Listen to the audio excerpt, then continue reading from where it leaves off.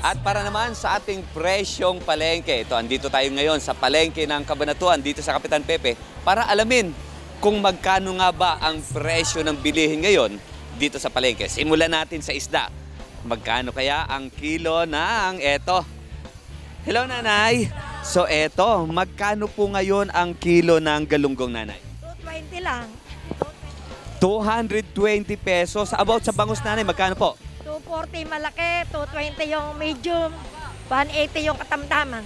Ayun, 180 yung katamtaman. Eto, masarap yung pusit, Nanay. Magkano po yung pusit na ito? Sila isang kilo, 450. 450. Tapos itong hipon, magkano po ito? 500 pesos. Ayan. Nanay, maraming salamat po ah. Tapos ito, sariwang hipon. Tapos may dalagang bukid. Nanay, magkano po sa dalagang bukid? 270 po. 270. How about itong tulingan? Magkano po tulingan?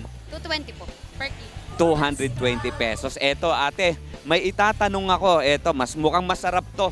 Ayan. Ate, eto, mukhang masarap ang tahong mo, ate. Ate, masarap po ba tong tahong na to? Orange po yung tahong ko. Ay, may kulay orange na tahong si ate. So, ate, gaano po kaya kasarap itong tahong mo na to, ate?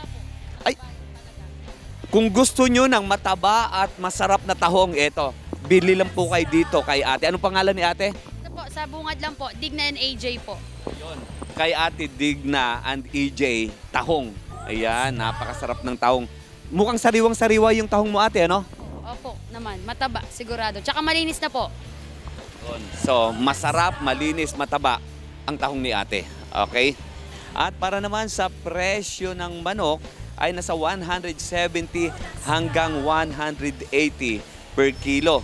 Sa Atay Balon-Balunan ay nasa 170 hanggang 180 per kilo. At ang kanila naman paulo ay nasa 100 pesos per kilo.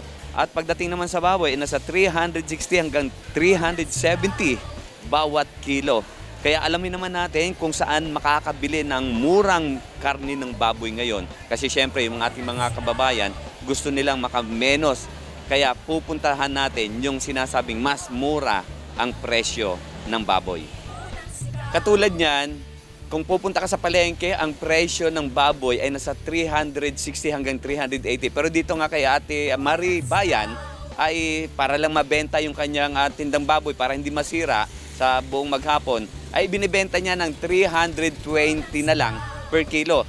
At tumutubo na lang daw siya doon sa lamang loob at karni ng baboy. Ano?